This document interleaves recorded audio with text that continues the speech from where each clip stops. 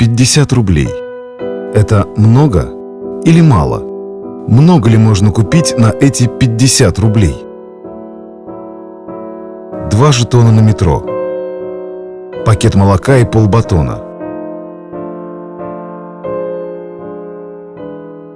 А еще сложнее, когда не понимаешь, как прокормить ребенка. Вопрос: а что ты купишь на свои 50 рублей? Законом установлено, пособия на ребенка от 1,5 до 3 лет составляют всего 50 рублей в месяц.